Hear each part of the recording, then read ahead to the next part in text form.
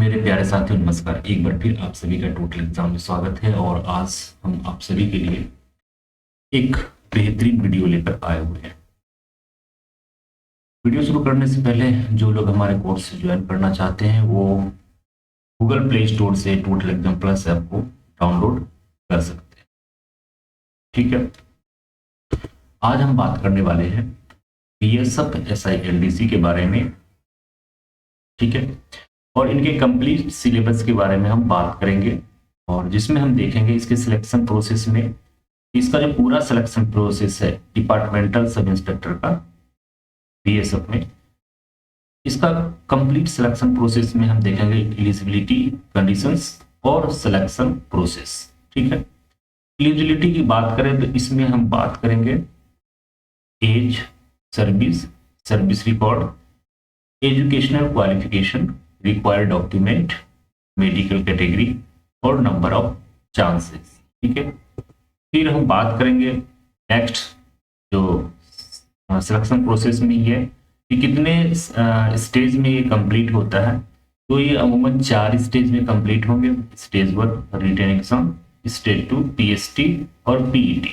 PST का पूरा नाम होता है फिजिकल स्टैंडर्ड टेस्ट और PET का पूरा नाम होता है फिजिकल इफिशिएंसी टेस्ट।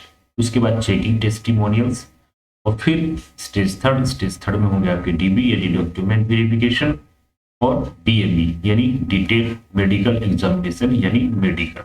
ठीक है, क्या होगा? मेडिकल। उसके बाद जो स्टेज 4 है उसमें आपके मेरिट लिस्ट जारी किए जाएंगे। तो इन सारे टॉपिक पर हम बारी बारी से डिटेल में जानकारी हासिल करेंगे। ठीक है, तो सबसे पहले क्या है? एज। तो BSF SI LDC के लिए एज कितना होना चाहिए?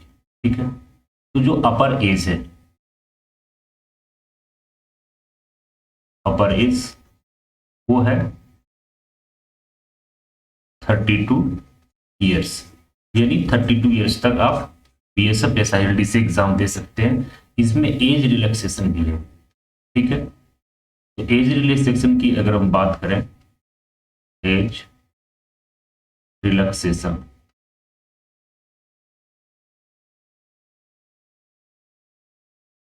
ठीक है, तो एज रिलैक्सेशन में 5 ईयर्स का छूट मिलता है, ये रिलैक्सेशन मिलता है किनको? SC और ST कैंडिडेट। ठीक है, तो अगर हम बात करें कुल मिलाकर कि जो अनरिजर्व कैंडिडेट यानी जनरल और OBC, ठीक है, इनका जो एज है वो 32 ईयर्स है। उसके बाद SC और ST, इनको 5 ईयर्स जब रिलैक्सेशन मिलेंगे तो कितना हो जाएगा? 37 ईयर्स। ठीक है, तो आप सभी को याद रखना है कि जनरल OBC का जो एज है वो 32 ईयर्स है और SC ST कैंडिडेट के जो एज है वो 37 ईयर्स है BSF SI LDC के लिए। ठीक है, उसके बाद हम बात करते हैं सर्विस, यानी नौकरी कितनी होनी चाहिए आपकी। ठीक है, तो जो सर्विस है वो आपके सर्विस होने चाहिए 4 ईयर्स, यानी 4 साल आपकी सर्विस होना चाहिए, इंक्लूडिंग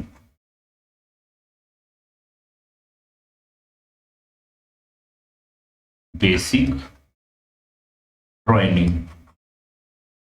ठीक है, यानी बेसिक ट्रेनिंग को लगाकर 4 साल आपके सर्विस पूरा होना चाहिए, तभी आप BSF SI LDC में अप्लाई कर सकते हैं। ठीक है, यानी जिस दिन से आपके ट्रेनिंग स्टार्ट हुए,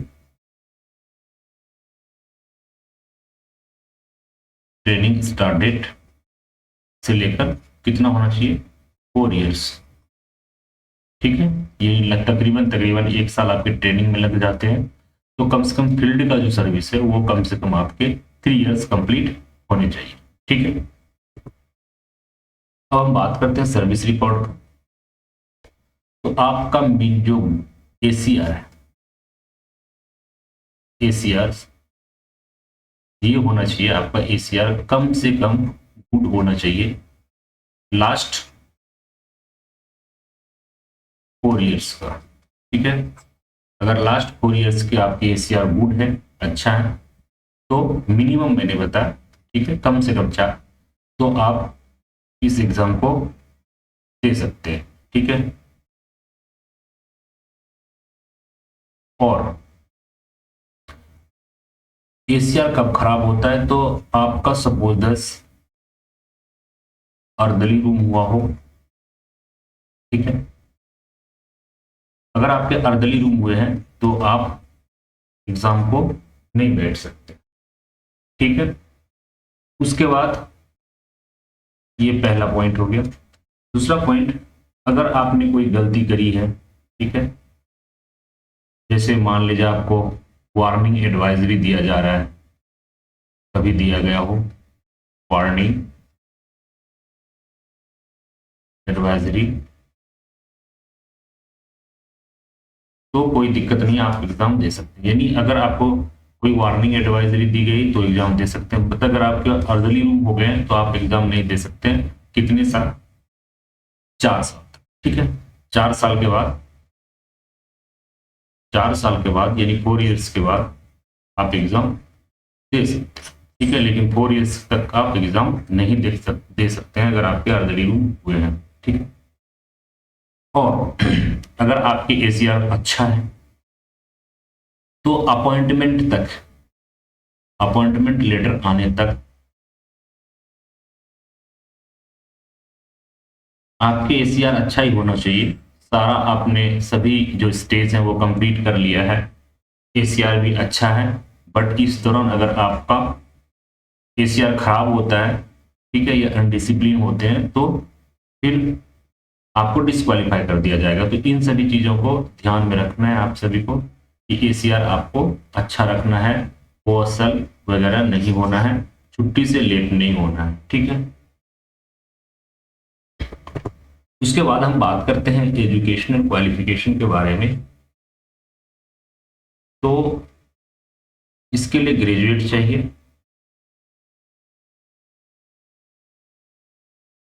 क्या चाहिए? ग्रेजुएट होना जरूरी है इस एग्जाम में बैठने के लिए, ठीक है। फ्रॉम ए बोर्ड और यूनिवर्सिटी, तो किसी भी यूनिवर्सिटी या बोर्ड से ग्रेजुएट होना जरूरी है, तब इस एग्जाम को दे सकते हैं। जरूरी नहीं कि साइंस वाले ही दे सकते हैं, आर्ट्स वाले ही दे सकते हैं, या कॉमर्स वाले दे सकते हैं, सभी लोग दे सकते हैं, बट आपका जो एजुकेशनल क्वालिफिकेशन होना चाहिए वो ग्रेजुएशन होना चाहिए, ठीक है। अब इस फॉर्म को फिलअप करने के लिए हमें किन किन कागजात की जरूरत पड़ेंगे, किन किन डॉक्यूमेंट का रिक्वायर होगा, जरूरत पड़ेगा, ताकि हम इस फॉर्म को फिलअप कर सकते हैं, ठीक है। तो इसके लिए पहला है 1 नंबर पे आपके पास एनओसी होना चाहिए। दूसरा, ग्रेजुएशन सर्टिफिकेट एंड मार्कशीट, ठीक है। उसके बाद पासपोर्ट साइज फोटो, ये तो अवेलेबल हो जाएगा, ठीक है। उसके बाद आपको लगेगा यहाँ पर सिग्नेचर, ठीक है।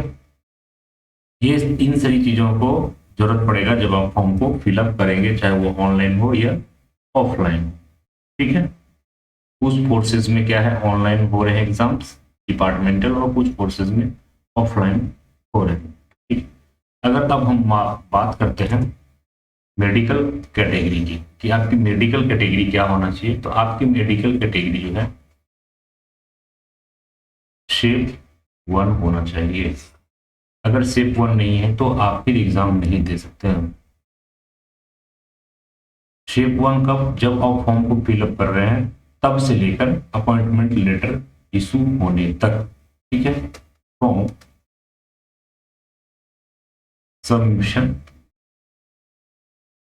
ऑफ एप्लीकेशन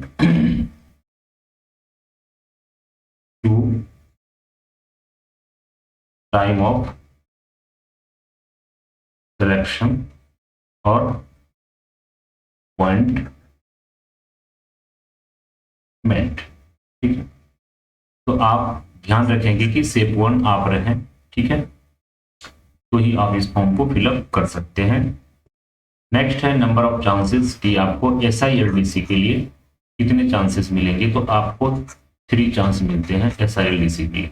ठीक है, इसमें आपके मान लिया जाए आप SCM के LDC एग्जाम को देते हैं तो ये इसमें काउंट नहीं होगा, ये अलग एग्जाम है। ठीक है, यानी हर एक एग्जाम के लिए आपको 3 चांस मिलेंगे। कितने चांस मिलेंगे?